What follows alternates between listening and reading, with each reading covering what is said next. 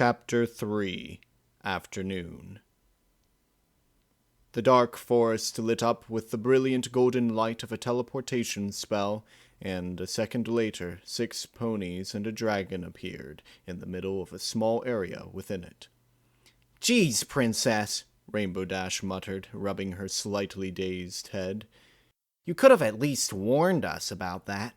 "I apologize, but it is imperative that we find Twilight as quickly as possible." Her horn glowed with her bright yellowish magic again, and the surrounding area was illuminated. With the shadows around them banished to the forest, they could see that they were in a cramped clearing surrounded by trees. A small path leading deeper into the darkness marked the only way forward. Celestia led the others onward. Even with the princess leading, most of them were shaking as they glanced nervously around at the trees. Fluttershy could barely walk, and it took both Rainbow Dash and Applejack's help to get her to move. The orange and blue ponies stood on opposite sides of the yellow one, helping her walk as they trudged deeper and deeper into the enigma that was the Everfree Forest. As they ventured deeper into the forest, the air around them grew thicker, and the temperature began to drop. The alicorn in front suddenly stopped, nearly causing the others to walk into each other. "Why'd you stop, Princess?" Applejack asked, adjusting her hat. Celestia hushed her, motioning for them to be quiet. At first they heard nothing, but as the shadows of the forest started to play tricks on their minds, a soft, rhythmic sound started to fill the forest around them. The sound grew louder, and it almost sounded like a mare laughing, but abruptly shifting octaves to something more akin to crying. The disembodied noises started to switch back and forth between joy and sorrow, the contrasting noises growing even louder. Fluttershy covered her ears as the others shifted around uncomfortably, looking around for the source of the ominous sounds. Just as suddenly as it started, the noises cut out, leaving them in a silence somehow more perturbing than the alternating noise. Celestia stood her ground, unfazed by the trickery of the forest, but those behind her were noticeably shaken. She turned back and gave them words of encouragement. "Don't worry, my little ponies. I will protect you from anything that may lurk in this forest." While not fully convinced, the presence of a princess was able to keep them walking down the obscured path, albeit with darting eyes and shivering bodies. After the indeterminable span in which they followed Celestia down the shadowy path, they arrived at the literal end of the road. The path that had led them into the forest was blocked by the trees of the forest, and there was no way past the huge trunks that blocked their progress. "Great, a dead end," Rainbow Dash said with a grimace. "Any bright ideas on how to get us out of here, Princess?" Celestia simply didn't answer, as her attention was drawn toward the tree before them. She had drawn herself only a few feet closer when the trees suddenly parted, opening up to reveal a small area illuminated by the purple light of a fire opposite of where the group was. With Celestia leading the way, they cautiously stepped into the encampment. As the last of the group walked timorously past the trees, they suddenly shifted back into their original position, trapping the group in the strange nook. The purple light shined brightly, giving them a view of the area entrapping them. It was a small, enclosed patch of flat land that was surrounded by trees. On the other side of where they had entered, the purple fire burned in front of a large, mysterious box. However, before any of them could get closer to it, a twisted creature shambled out from behind it. The ponies and dragon behind Celestia stepped back at the sight of the deformed unicorn as the princess confronted it in the middle of the clearing. The unicorn looked emaciated, as its dull purple coat was sporadically missing patches of fur, and its ribs were painfully visible under its worn coat. Its face The prospect of how its face could have gotten to its present state shocked and horrified Celestia beyond anything she had ever seen before. Dried blood coated the creature's horn and face, and if the terrifyingly large smile plastered on the creature gave any indication, it was ecstatic to see the ponies and dragon in front of it. The disgusted alicorn couldn't take her eyes off the hideous beast, and, with a mixture of utter revulsion and dread, realized that this thing was in fact the very pony she was looking for. "Twilight, what have you done to yourself?" Celestia couldn't believe her eyes as the monstrous unicorn smiled insanely at her. Twilight's horrific eyes were locked with hers, and the others were all staring in fright and shock at their former friend. "Oh, you have no idea how long I've been waiting for you all to arrive. I finally found a way to correct the errors of my ways." Twilight burst into a fit of maniacal giggles, causing the others to back away from her. Her friends were speechless as she continued. "It was entirely my fault. I don't deny that. I was the one who ripped us all apart that day when I pushed Rarity under that train." "Twilight, it wasn't your fault!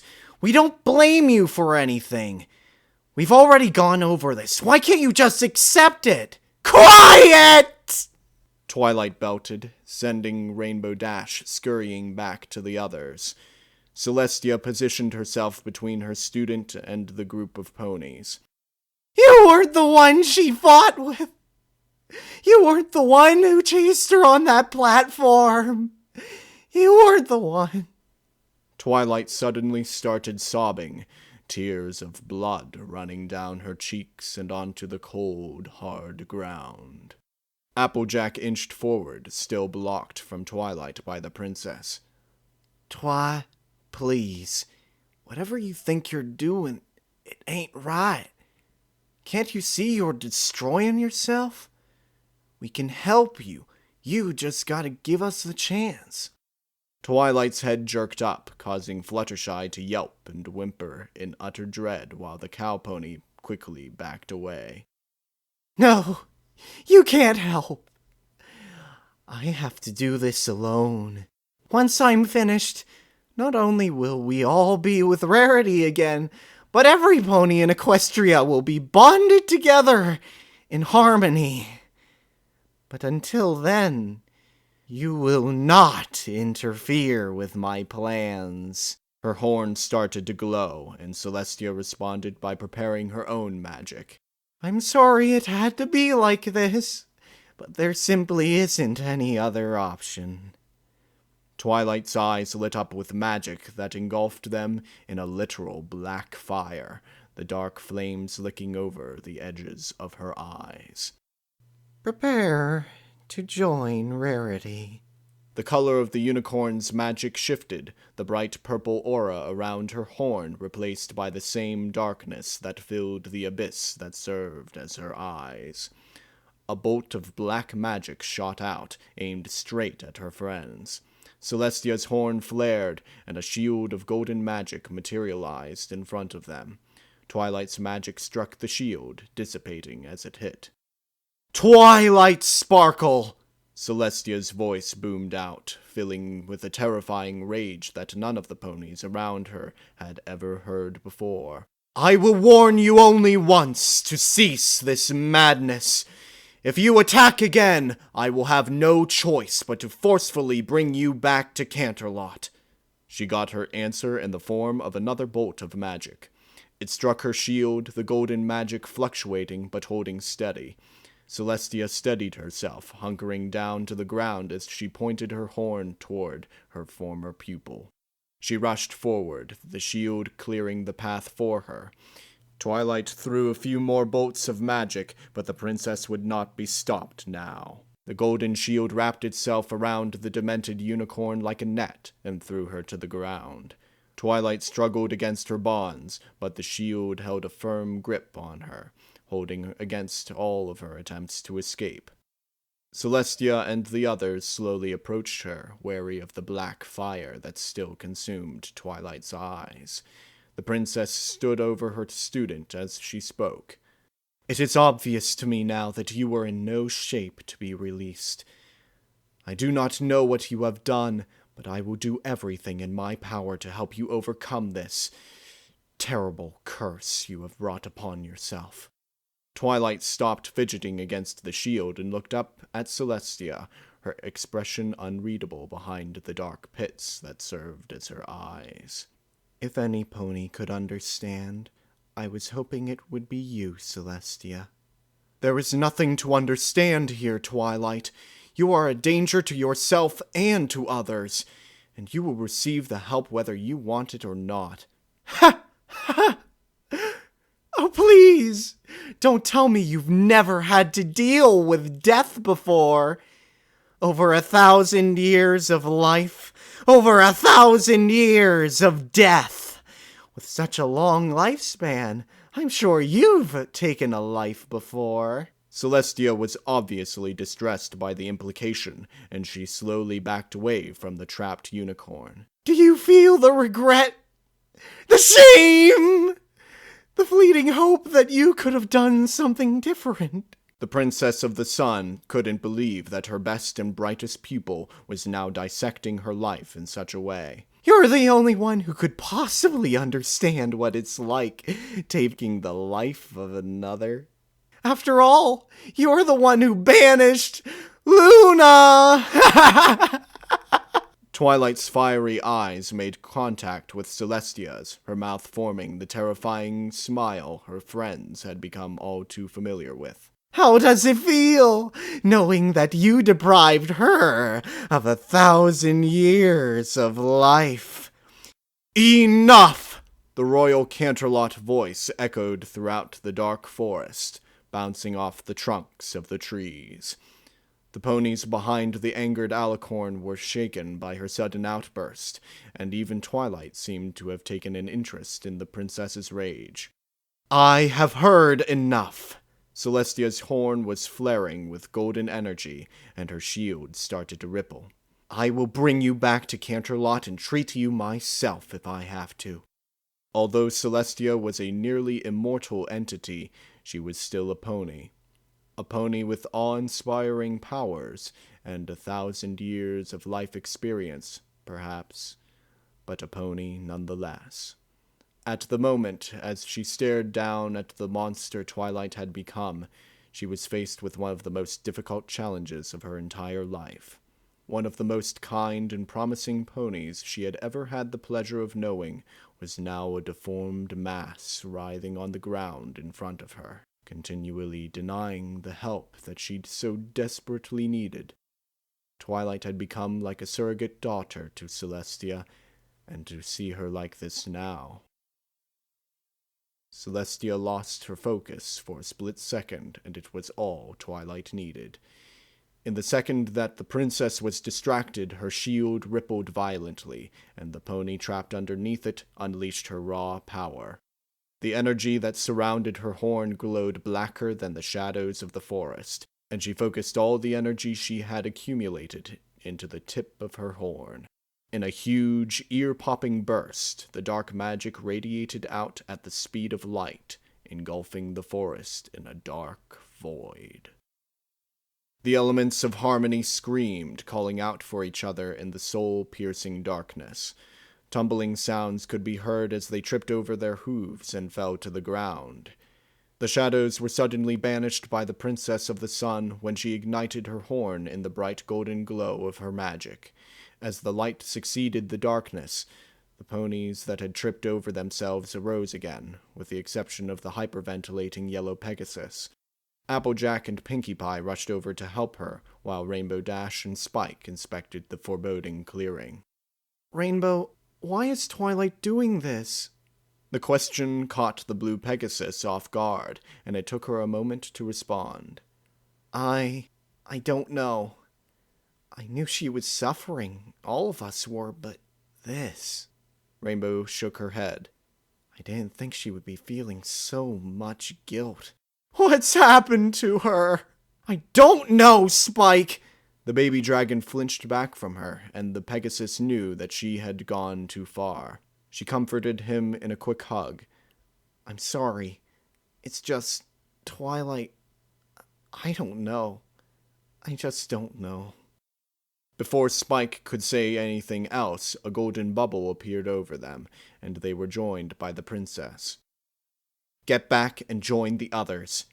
Now. The two obeyed Celestia and hurried over to their friends as the princess covered them all with a golden bubble. Princess? Where did Twilight go? The orange cow pony questioned as her eyes shot to and fro around the forest. She has escaped. It was my fault. I let her play my emotions against me. I do not know where she is, but I have no doubt that she is watching us as we speak. That particular remark caused Fluttershy to squeak and bury her head underneath her bandaged hooves. As if on cue, the crazed laughter that only Twilight could have managed filled the small clearing, causing the ponies to jump and look desperately for the source of her voice. Celestia held her ground, unfazed by the sudden maniacal laughter. Sorry about that, Princess, but I couldn't just let you keep me imprisoned under that shield of yours now, could I? However, don't think my words didn't hold true. You miss those who came before. I know you do. But you never had the gall to bring them back. Twilight's disembodied voice was coming from every direction. I've done what you never sought to accomplish. I found a way to bring the dead back from the cold embrace of eternity. Twilight, please! You must realize that death is inevitable, that all ponies will face it someday. Celestia was shouting out in all directions, hoping that something she said would be able to get through to her student. Rarity's death was untimely and tragic, but you cannot change what happened. You must face the fact that she has passed on. The only thing you can do is put the past behind you. If not for your sake, then for your friend's sake. For my sake. Twilight! We only want you back! Spike yelled out into the forest, tears starting to well up in his eyes.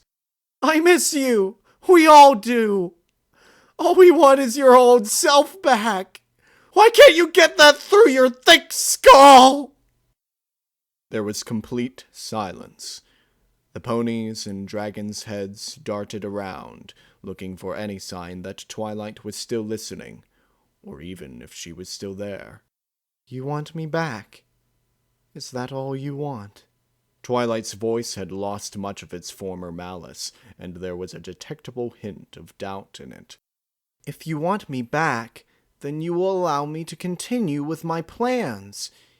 You can't understand it now, you won't, but I am doing what's best for all of us.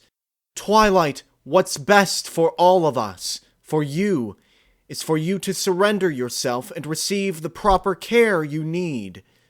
Celestia could sense Twilight's armor beginning to crack, though she still kept the shield up, not taking any chances.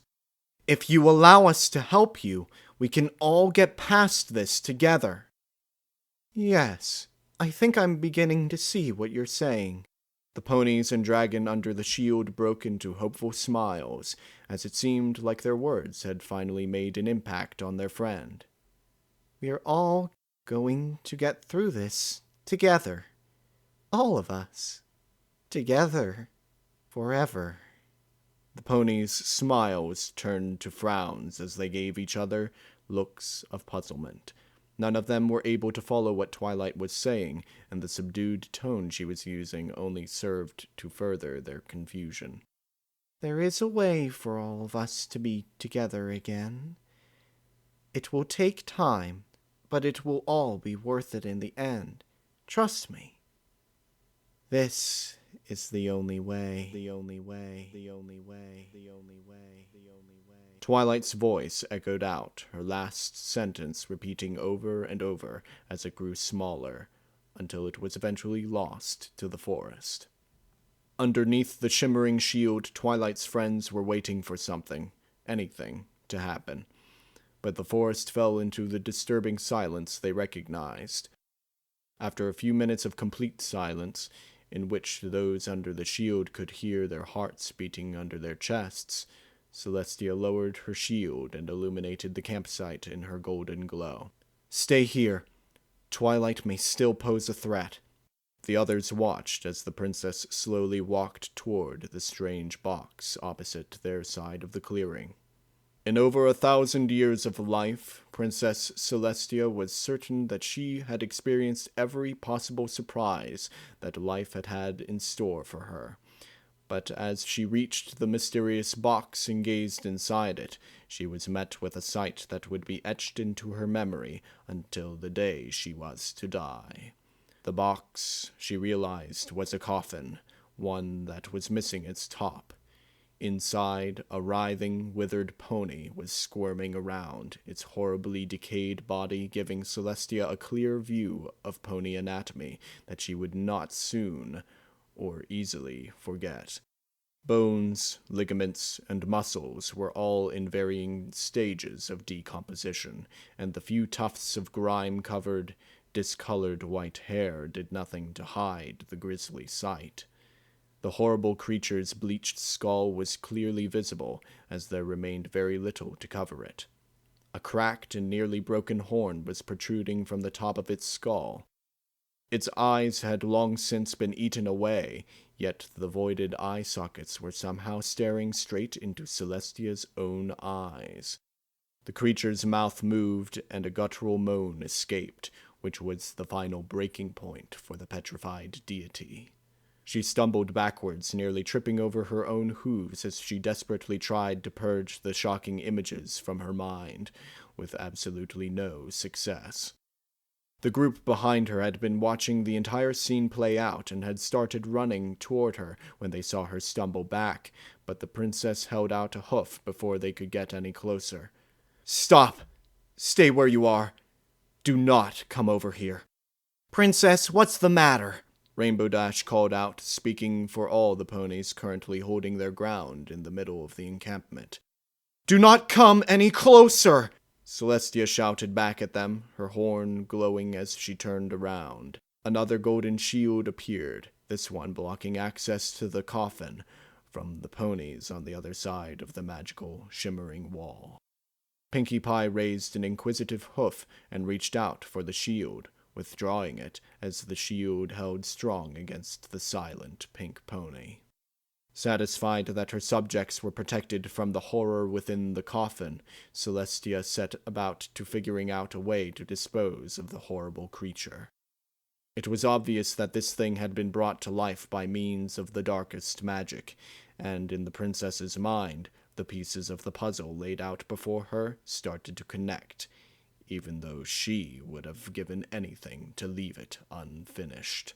What Twilight had said about bringing the dead back to life, how she had been so adamant about returning Rarity to life. Rarity.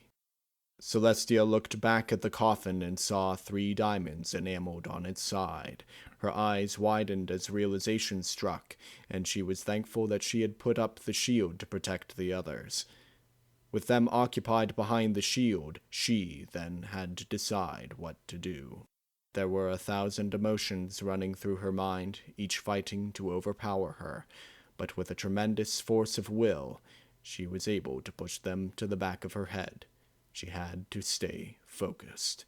She had to grant the element of generosity peace, here and now, but as she racked her brain for a solution, there was only one discernible option that came up.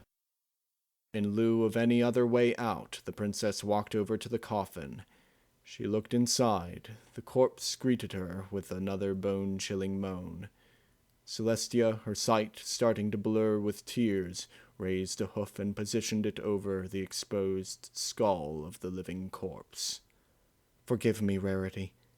May you find everlasting peace in the next life." She could have sworn that she heard Rarity thanking her over the splintering and cracking sounds. The element of generosity fell still.